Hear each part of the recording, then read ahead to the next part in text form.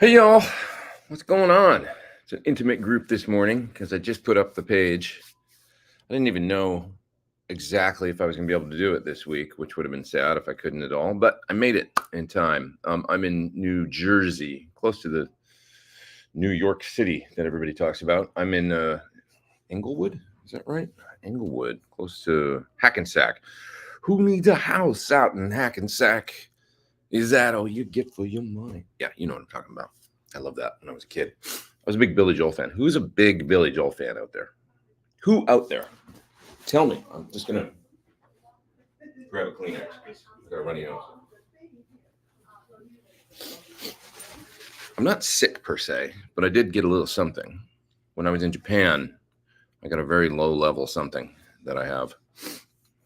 I think it's what Britt got a really bad cold while we were over there, and it's not COVID or anything because she did tests and stuff, so she knows. But whatever she got, I was taking those zinc swabs. You know what I'm talking about? Zicam. And you stick them in your nose and you swab them around, and I swear that stuff works. It was like totally kept whatever, because she was coughing around me all the time and stuff, and she's got I think a sinus infection now that then went into her chest, so she's really not feeling great, but my thing just stayed really low level, and it's barely annoying. Anyway, this isn't interesting. I went from Billy Joel to zinc swabs. We've talked a lot today about some different things already. Yeah, I love Billy Joel too. Let's see, Billy Joel, baby. He's amazing. I grew up listening to was it 42nd Street? The Strangers, kind of my favorite. That album was like so cool. And I saw him live multiple times, at least 2 times. Maybe not multiple. 2 is multiple, right? In the 80s. He was amazing. So cool. So big fan. What else is going on? We were in Canada for a couple of days. I was up in Niagara Falls. That was beautiful. You might have seen, if you follow me on Instagram, which you should, please follow me on Instagram if you don't. I'll show you the pictures I took that I already probably posted on Instagram of the falls yesterday, because we were staying in the beautiful Falls View Casino and Hotel. And, pretty cool. Wow. Never been down there before. I've been to Niagara Falls, but I haven't been that close. Never really saw the falls. This is from the Canadian side, Well, there's a little video you can see. There's the other sort of smaller falls. I don't know what they call that. And then I watched a boat kind of go all the way there right into the falls and right up to I guess it's supposed to be amazing. It looked cold and wet to me, but anyways, yeah. Oh, wow. Yeah, we had a little live stream last night from New Jersey. So BS Select says, I paid for the Nick Carter live stream just to watch you play, so I figured I'd better pay you. You're too kind. Thank you. We had fun last night. Did a whole bunch of fun tunes and stuff, and it was a good, probably the best couple shows of the tour, I think. So it was nice to have a live stream on one of them. A great venue. They really do venues great in Canada. These casino venues, some of them I've been to. Falls View. Also, there's a place called Casino Rama in not northern Ontario, but it's up north of Toronto a ways, an hour or 2 north of Toronto, something like that. I remember playing there. They have so much backline that you could go there and just do a great show and not bring anything. Nothing. You could just go and show up, and as long as your needs are, relatively simple effects wise and stuff, you'd probably be covered. A selection of guitars and amplifiers and speaker cabinets and just everything under the sun. It's it looks like a backline company at this place. It's just incredible. It basically is a backline company. And the facilities are always great with really good restaurants, and I had a really good meal the other night, an Italian place there. And and they were both sold out, both shows. So it was about 1,500 people a night or something sold out. It was really great. A lot of fun. I hope you enjoyed the live stream. Thanks for the super chat there. And Joe's got a super chat. I had a question about playing guitar and singing. You said to learn them separate. I was talking about original songs. Oh, well, it's the same thing. I mean, if you're going to develop an original song, you're probably gonna, record it maybe, right? And if you record it, you'll probably cut the vocal separate than the guitar, and then you'll have to figure out how to put them together. So it doesn't really make a difference if it's someone else's song or your song, but if you're having trouble syncing the two parts, I always say that it's better to learn the guitar separately than the vocal, nail them both, then try and put them together, maybe slowly, playing one part and then playing, singing and then playing the guitar part at the same time, slowly through. If you're having problems, maybe you'll just be able to pick up a guitar and do it because it won't be that hard or it won't be that difficult. But if there is a thing like, I can't seem to get this, like there's always a rub somewhere in the guitar where you sing a note on a you articulate the rhythm of a note on a certain thing that's different than what you're doing with your picking hand, or just counter to, maybe an eighth note off or something like that. And you will find those places by going really slow and go, oh, here it is. Here's where I say something and then I got to pick an eighth note later and it's screwing me up or whatever. And then you just hone in on that one little part and do it. And then all of a sudden it just happens. Kind of just like syncing your two hands when you're playing a guitar part, because you're just syncing up two body parts, right? You're just doing your hands and your mouth this time singing, right? So it's like, that's how I do it. That was something somebody taught me once and it really worked. It was just like, it's like, oh, there it is. I could get it together really quickly that way. Always nailing down the where the rub is, So hopefully that's helpful is what I tried to say, but it didn't come out right. Saw you at Rama with Don Henley. That's right. In 2013. So about 10 years ago. That's when I was at Casino Rama, and it was a great venue. Very impressed with that place. It's kind of cool. Yesterday there was I think I took a photo of it. Walking down the hallway. So I didn't think I'd played this Falls View place with Dawn, but maybe we did. I don't think so. We did another casino gig with Dawn, but I think it was in Windsor, and then Casino Rama as well. But I was going to say, I took this picture yesterday in the hallway with Dawn and Jewel right on top of one another, and I said, I put up a little post saying those are two of my former bosses. Kind of serendipitous. Their photos were right on top of one another, but kind of cool. But anyways, yeah, Casino Ramen with Mr. Hanley. I remember that for sure. Who else we got here? We got Stealth Parrot, we got Ryan, we got Preston. Good to see all you guys. Canada loves to rock. They do. Canada brought it, man, and it was really nice. And Nick was in a really good mood. He's always in a good mood, but I mean, he was very happy about the shows, I think, and we just had it was like so nice last night. To have, like, for this live stream, just such a great warm energy, and we just forgot about the cameras and the live stream and stuff, and just kind of went for it, and so it was cool. If ever, have you played in stereo live on stage? So yeah, I keep using my phone here today, but you can see in the thumbnail that I took for this show right now that I'm running 2 amps, 2 cabs, 2 mics, hard pan, left, right, stereo. So yeah, I love playing in stereo. And I love playing in stereo with, whatever kind of rig I've got. But if it's real amps, it's even better. It's really fun. In my in-ears, it makes it, really pretty cool. I'm actually really getting to the place where, I'm still not like the biggest fan of in-ears, but I've really been, because I don't have a wedge on this tour and there's just side fills and stuff. So I need it. There's many times where I'm starting songs to a click that's in my ears. So I have to, there's no option. I have to have the in-ears in. And,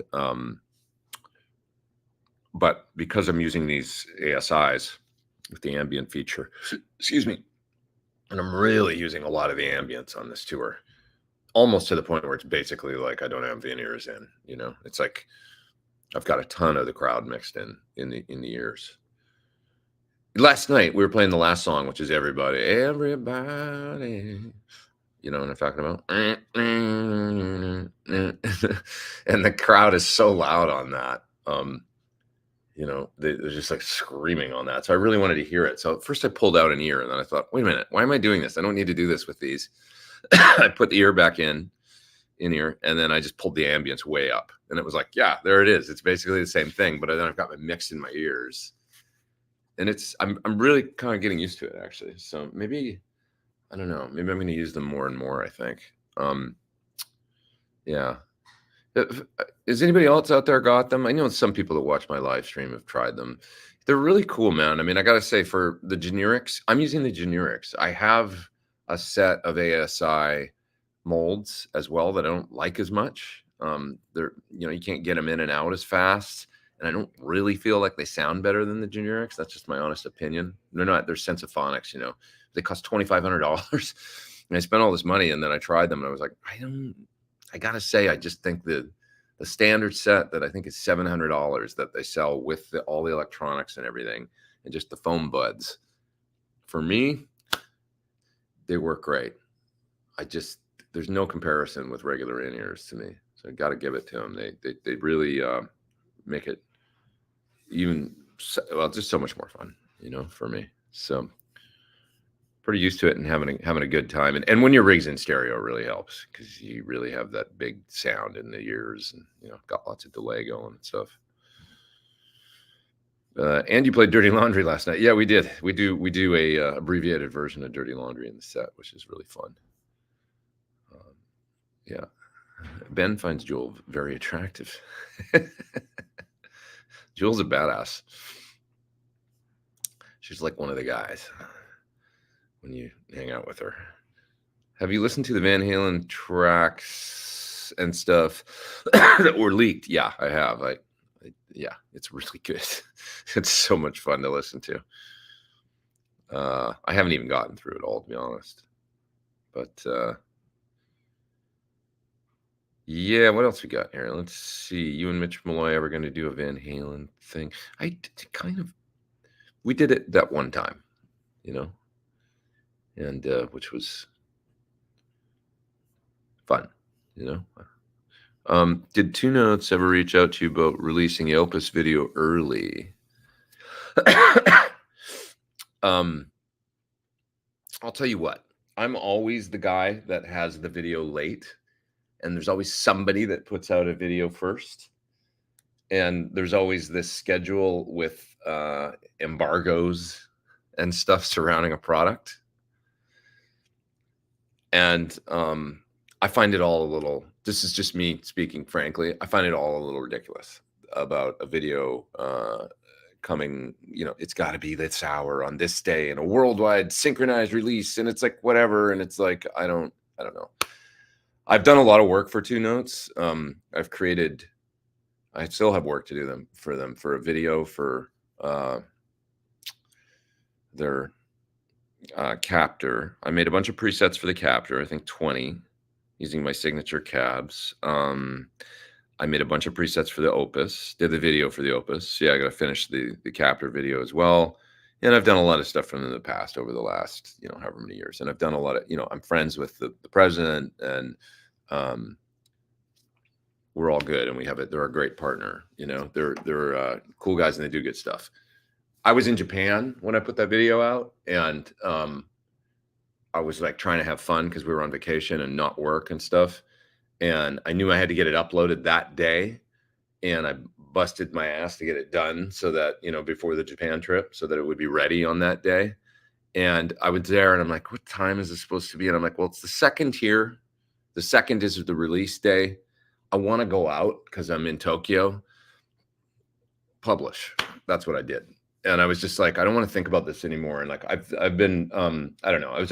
That's just me being a little frustrated, actually. Not really frustrated, but just like the whole thing around I find the whole video, I get it. Like, a product's supposed to come out a certain day, but you know what? There's a lot of companies like, I'll give you an example, like Friedman, for example. Dave's a good friend of mine.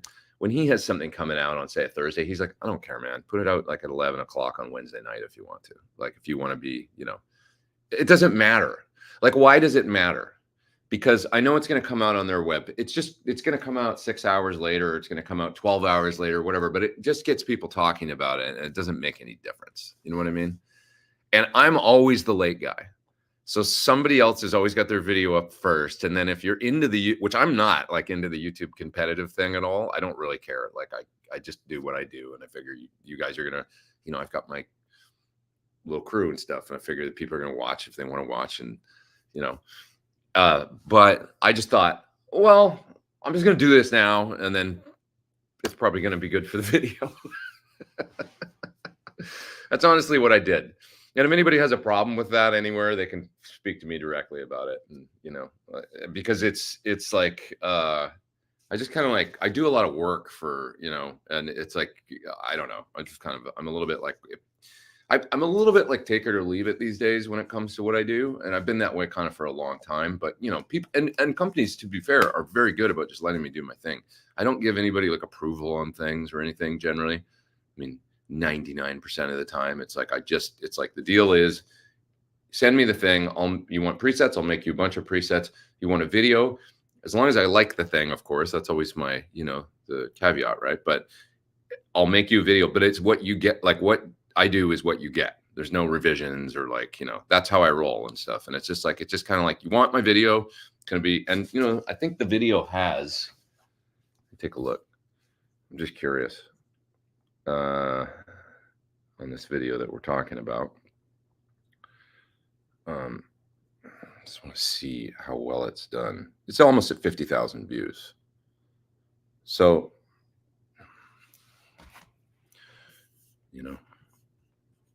that's just all I'm saying. So I don't think they were upset about it or anything. I talked to their guy in the U.S. and he was fine with it. He was like, "Oh, a little early, but hey, I'm sure it's great. Thanks." They're good. They're good guys. All right, I'll stop bagging on, talking about the whole thing. Are you the only guitar player on this gig? No, the MD Zoo, the other, he's on stage left. He plays some guitar. Nick plays a little guitar on the show too. He's into electric guitar and stuff. And let's see what else we got. I got a super chat there that I missed, so I better get to that. Signature Sir question. Ever figure out who makes volume pots? No. I don't know the company actually, but it ain't CTS. Not sure 100%. Is there more risk of hearing damage when using in-ears? Well, there can be. I wouldn't say more. I mean, I'm standing very close to a very loud drummer on this gig. So I would say that they're helping me for sure, because as soon as I put them in, I'm reducing that, snare that's like a cannon right behind me. Or like a gunshot combined with a cannon, maybe. He's got a piccolo snare. I guess it's a piccolo. Maybe it's not piccolo, but it's like a second snare. He's got a regular deep snare. And then he's got a second snare that he plays on some of the Backstreet tracks and stuff. And that thing is just like crack. Like, and he's a rimshot guy. And it's like part of that sound of that music. But man, is it loud. So I just put in the ears, and then I've got, I almost didn't need to put that snare in my mix at all, because I've got it in the ambient mics that are down a few dB from what, normal hearing would be. And what's my point? I don't know. I just think, yeah, you can crank in-ears up. For sure, you have to be careful. I mean, it's just like when people, I don't know if you remember about when everybody started wearing buds or Walkman headphones or something. There was a lot of, hubbub about, people listening too loud and cranking up their, I remember watching a news show with some kids on it, and they were doing a dB test with these kids, and they were showing them, like they would, take their Walkman or whatever they were listening, Discman or whatever they listened to at the time, and they would check the dB on it, and then they would plug in their headphones, hand them back, okay, this is the safe listening level, and the kids would be like, "Oh my God, that's so quiet. It's like half the volume I listen at."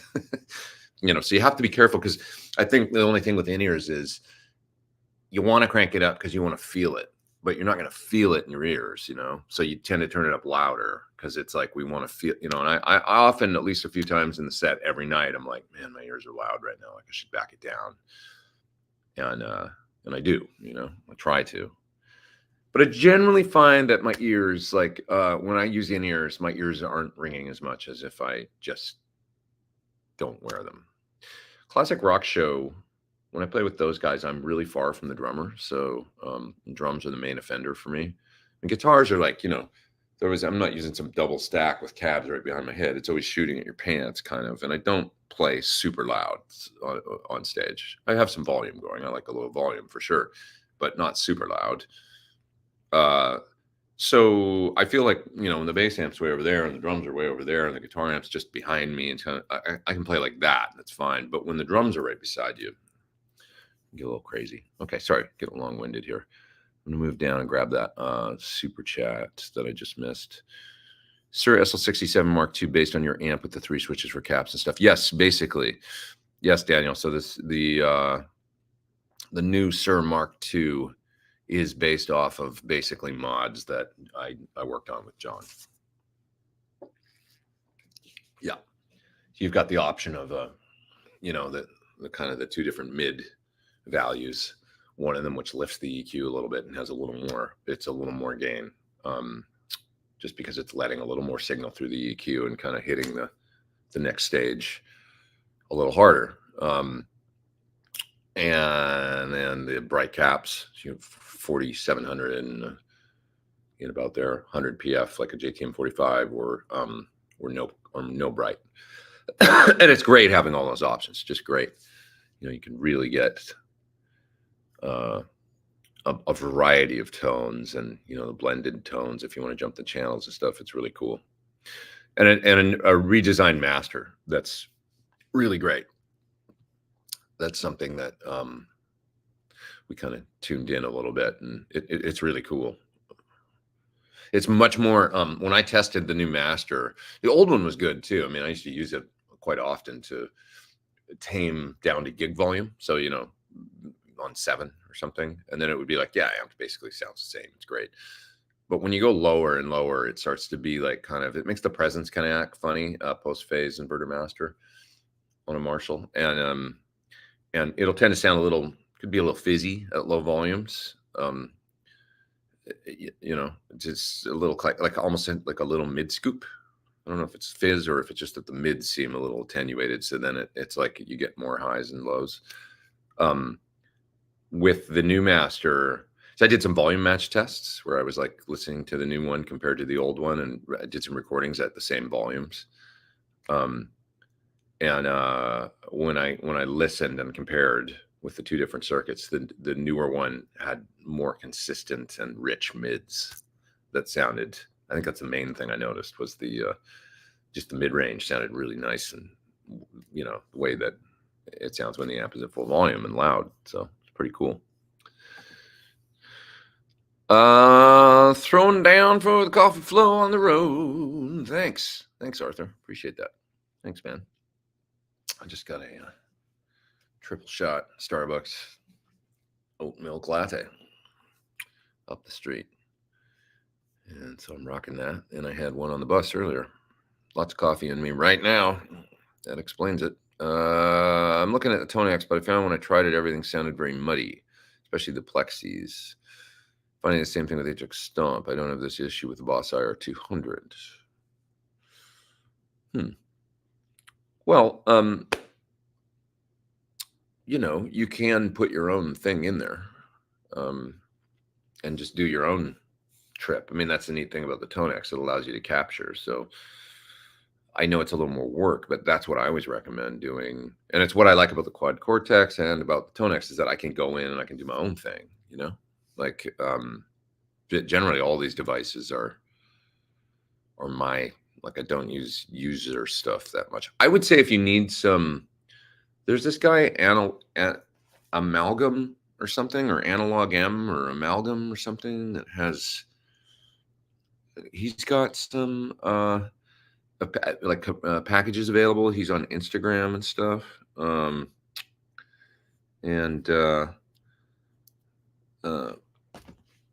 Anyway, yeah, you could maybe I wish I think he sent me let me just find this guy, because he sent me a message, a DM on Amalgam, Malgam Audio, Amalgam Audio. He is on Instagram.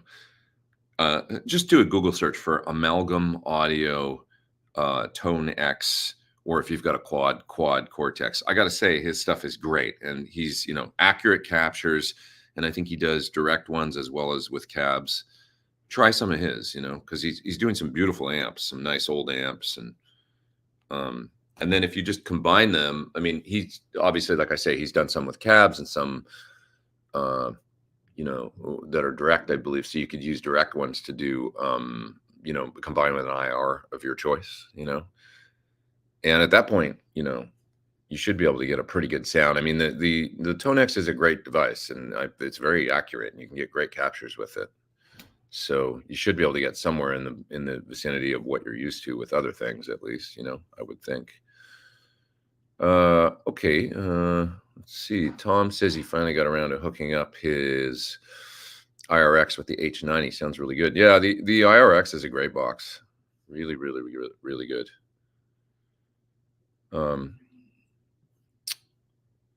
Okay, what else are we talking here? Oh, okay. They were thrilled with the video. It was just said in a joking way. Okay, talking about my my 2 notes video. No, yeah, I think they were happy. They never were mad. They were like, "Oh, a little early, but I bet it's great. It's okay." You know, I mean, I don't think it matters with this product. That's what I'm saying. It's just like, you know, even the day before or like the night before. I mean, I'm not suggesting people do that. Probably gonna piss off some people, but you know, anyway. Okay. With your stereo rig, have you ever tried using 2 different mics on the cabs to make it sound wider? Seen an engineer do it once. Results were cool. I have. Yeah, sometimes you just don't have the 2 mics, you know, but it's a little weird if they get too different, because then you kind of got a darker sound in one ear, and a brighter one in the other. If you're talking about for live, you know, for live, I think it's better to use, you know, the same, and that's generally what you'll find live is, you know, I mean, most of the times that I'm seeing them, it's the same mics. So it's about 12:04. I'm going to go about another. I know this isn't long today, but I'm going to go to 12:25. Sorry, that's Pacific time. It's 3:25 my time, because I go to sound check at 3:30. So it'll be a slightly abbreviated one this week, but that's the best I can do this week, because sound check and then VIP sound check. Then I'm meeting a friend for dinner, and then I've got a show, and then I'll get back on a bus, and then I'll go to Boston, and then I'll do it all again tomorrow. All right. Daryl says, I always enjoy your music. Thanks, man. Know you put your true love for the guitar into each song and video. Have a great day. Hey, thank you. That's a very nice post. Comment. I appreciate that. I do. I love doing what we do, and I just want it to be good all the time. Like everything that we do, you know, me with others, or be me by myself. I want it to be good. Yeah. Tell him to turn down the snare. Well, that would require, you know, to not hit it as hard. No, the snare sounds, I mean, it sounds great. It's just loud. There's only one way to get. Yeah, the drums is an acoustic instrument. So it's like playing acoustic guitar. It's like, can you not play that guitar so loud? Well, then it won't quite sound the same when I'm strumming the part. You know, it won't be the same thing. So are the other guitarists on the tour playing in mono? He's using a Kemper, so I'm not sure if he's taking a stereo out. I kind of doubt it. I don't think it sounds like it in my ears. So I think it's probably just mono out. He's got kind of just a couple sounds, a couple levels of Marshall crunch. So would you recommend going for a fret power station or UA aux top for tracking amps at home? Well, the Fryette power station doesn't have IRs. There is one that he makes, the load unit. Power load or something. I can't remember what he calls it, and it's got IRs built in. Power station is a reamp, so it'll allow you to, you know, turn down your amp and then reamp it back up to whatever volume we want. So it's a little different. It's not an IR host. The UA aux is an IR host, or kind of its own sort of version of IR, speaker simulation. So you kind of want to look at the aux. You want to look at the SIR reactive load. If we're just talking about tracking amps at home, you know, the main ones I know of for tracking amps at home that are just kind of a one-stop shop, as far as there's IRs built in and you've got a great load, and that's it. You can just kind of take a line out. The reactive load, it's hard to beat, I think. It's so simple, reasonable price. It works well, does the job. Aux has a lot more bells and whistles. I love the load in the reactive load the most. The aux has a very similar load to like the 2 notes load. It's a little different. The one I feel the best about using is the reactive load for numerous reasons, but it doesn't have, like, the aux has the advantages of the room mics and some effects built in and stuff. So if you want that stuff, you know, I honestly, I feel like nobody has built the one be all, do all, end all device in this department yet. Some of them are very, very good, but you know, it's not quite, but that could be coming. I think I'm very far back in the chat. Yeah, I've got a couple super chats here I got to get. Stealth Parrot, thanks for wasting our time with us every week. Thanks. I think I know what you mean. Got a tip on a thanks, man. Got a tip on a 2 to 4 input interface that focuses on good mic pre and good analog digital converters and nothing more. Budget max 1,000. I mean, I would look at my two favorite companies are always UA and Apogee. So look at what their offerings are and feel good about either of them. You know, UA has a bunch of newer, the Volt series, I think they're called. Is that what they're called? I got that right? Or Volt? Let's take a look and see. I'm not totally up on what their lower priced interfaces are. But they have a whole new range basically over the last couple of years that let's see here. Volt, they are called. So those are their lower priced ones. The sort of upper end smaller ones is the Apollo Twins. So look at the Volts and the Apollo Twins, and you know, you could pick from one. I have really good luck with their interfaces. They just work. They're rock solid. They don't. I used to have a lot of problems with stuff I was using before, but back then it was FireWire connections and stuff, and it just wasn't as consistent as what's going on now. So that might be a non-issue these days. But anyways, I moved to UA about, I don't know, 2010 or 11, and I kind of didn't look back. So what do I think about the Celestion H30 70th anniversary speaker? Like a brighter greenback with more teeth. Yeah, that's a good description. Can't really add to that. It's greenback. An H30 to me, that's not my favorite. The 70th anniversary. It never has been. I prefer the creamback H75, which is kind of their G12H30 but higher wattage. I love the creamback H, so I would go that way over the H30 70th anniversary. That's just my opinion. I always found the H30 70th anniversary to be a little, like, it's just a little abrasive for me. Something, you know. I'd love to, you know, I've said that for years, and I should really go back and listen again, maybe, and like, you know, break one in and then like really give it a listen and be like, okay, all these years later, do I feel the same? But I've sort of felt that way for a long time. I'm not a big fan of the 75, the T75.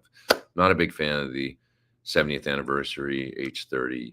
They made a H30 55 hertz in their Heritage line that was really nice that I used for a long time. And that's a speaker that's on a lot of my first record because I had it on a 112 and I was recording with that at the time. They also made a 75 hertz, you know, guitar cone, bass cone, or lead cone version of it that they discontinued. And I think both those speakers are discontinued now, maybe, but they were both pretty nice. Liked them, the Heritage versions. But just get a creamback H75. You'll like it, I guarantee it. It's a great all-around speaker. Really, really good. My PT100 often... Okay, Terry. My PT100 often has a sound of a short on the input, but only when the effects loop is engaged. Tube changes won't fix it, and it goes away after warmed up. Could be oxidation in the loop. I've had that happen once. Are you in a hot climate or any kind of, like, are you in Florida or something? I wonder. I had it happen when my amps were in Japan for a while, and came back through Hawaii, and you know, they were just in a lot of moisture and humidity, and that happened to me. So just so you know, that would be something I would get looked at. Spray out the loop and see if that helps, like with deoxit. And just plug the cable in and out, you know, in the loop jack.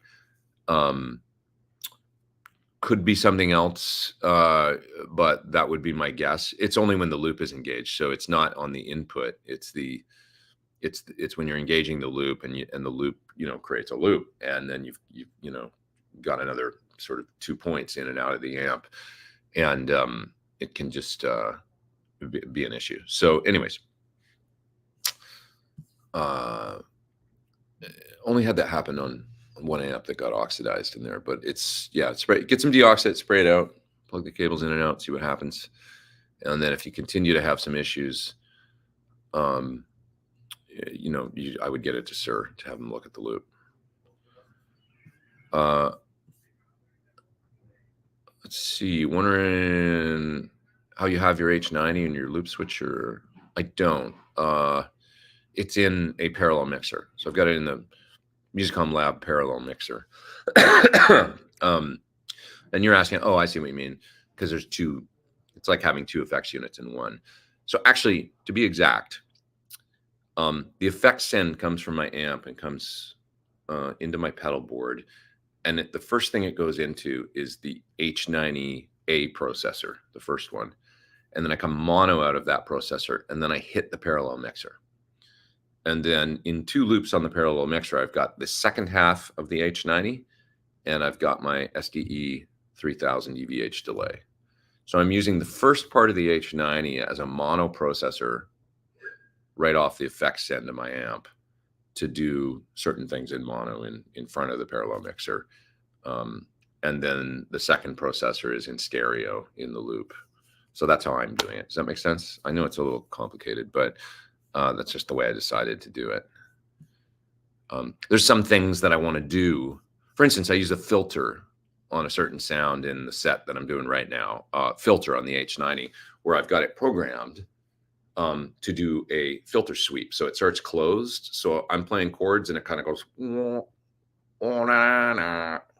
and so the filter's like opening as I'm playing the part. And then I switch it off halfway through the part, and it simulates a sound that was on one of Nick's records. So in order to do that completely closed filter sweep, I can't run that unit in parallel because I needed 100% wet to close down the filter completely, right? So that's a perfect example of why I wanted one of the processors of the H90 just in mono in front of the parallel mixer, and I wanted it in line, not in parallel, in series, so that it could completely affect the sound. If you've got, just by definition, if stuff's in parallel, you've got dry signal mix in, and that wouldn't work. So that's why I used one in series in front and the other one in parallel and stereo in the mixer. Hopefully that makes sense. Do you use your Boss TAE with your current live rig? No, not right now. I had it out on the Classic Rock Show tour earlier this year, though. Excuse me. What else we got here? Please partner with ASI and get us a discount code on the Gen. That's an interesting idea. You're damn good at what you do. Hey, thanks, man. Appreciate that. Thanks. Doing a demo on the MT100. Is that the Fender modeler? I'm not sure what that is, actually, but I am doing a video on the Fender modeler. That's coming pretty soon. What do you use to learn solos besides your ears? YouTube. I'll generally get on YouTube and see if somebody's already figured it out, if I'm having trouble. And, sometimes that's a good idea and sometimes not, I guess, because sometimes people play things wrong. But I can generally tell, YouTube is a great resource, right? It's just awesome. Moises is this app that you can get that allows you to separate things out in tracks. I've been using that quite a bit recently. It's an app for iPhone and Android that you can basically isolate bass and guitar and all kinds of things, and then you can do a little mix of. It's incredible, actually. It's AI. It's the future. All right. Good live stream today so far, guys. I like this. I can only go another 7 minutes or so, but this was great. Next week I'll be back home, so I'll be able to do the normal Sunday live next week. Hey, I've got an announcement to make, which is pretty cool.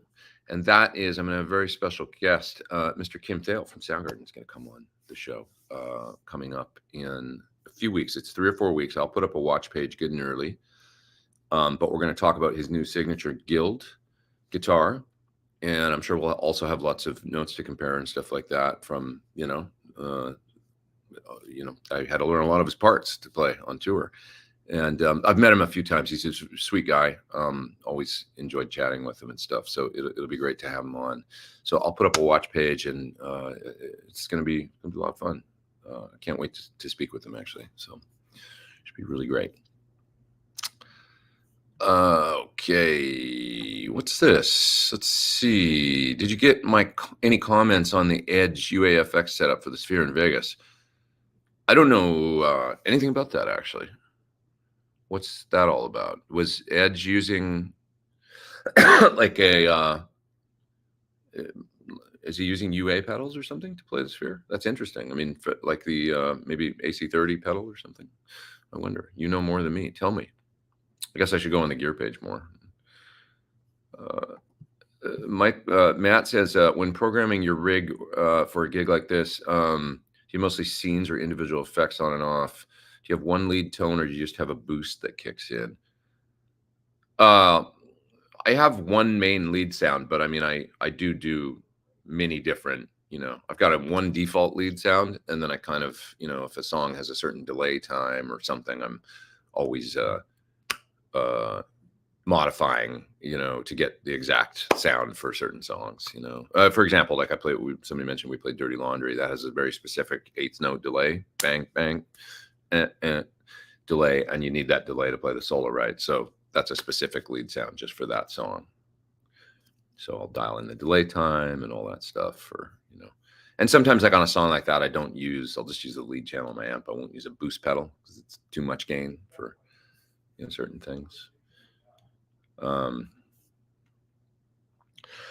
Yeah. Any other questions? I got to run pretty quick, guys. Unfortunately, I'm sorry this is kind of quick today. I would love to do a longer one. There's William with a super chat. Thank you, man. Appreciate that. Thanks for the super chat. How many shows in the East are you doing? So we've got New Jersey today. We're doing Boston tomorrow, and then we're headed to Long Island, I believe. After that,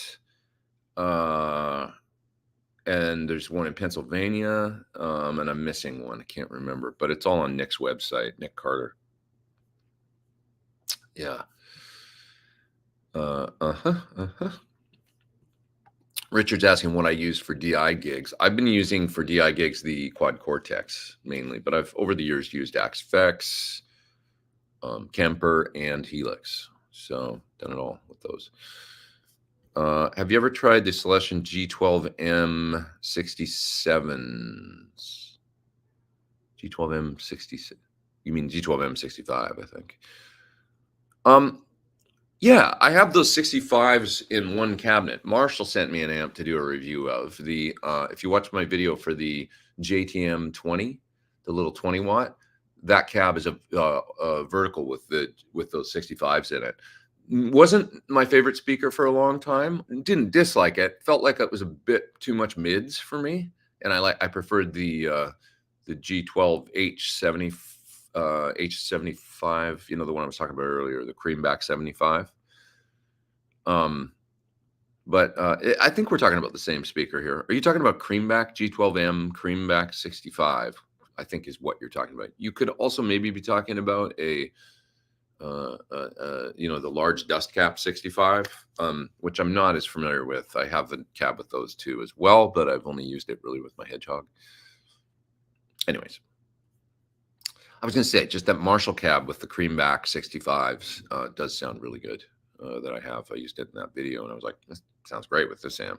So, could you use a UA Dream or Ruby for some clean tones into the loop return of the IRX?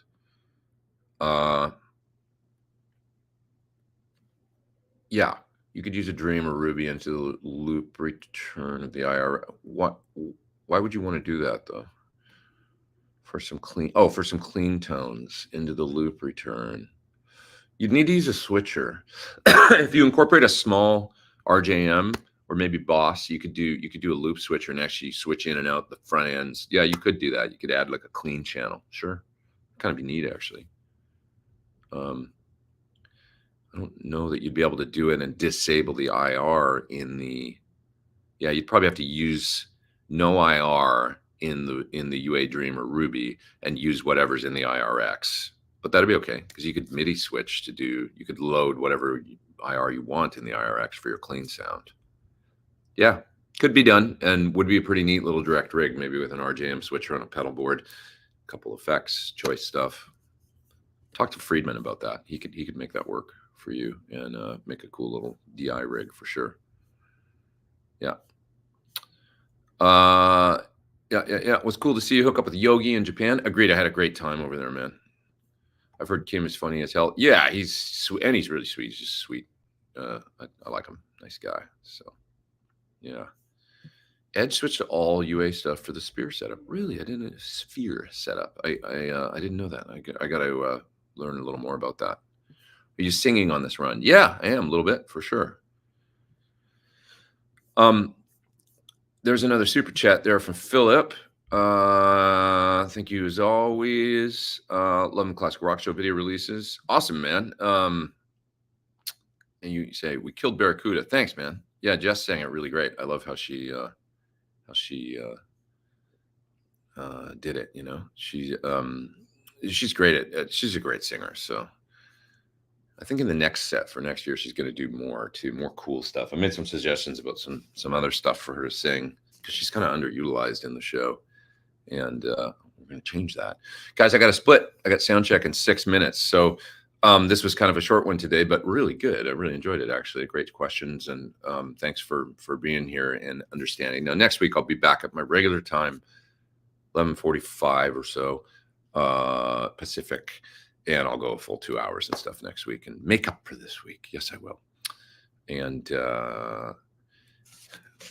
you know what? I just got to double check something, actually. 18, I believe.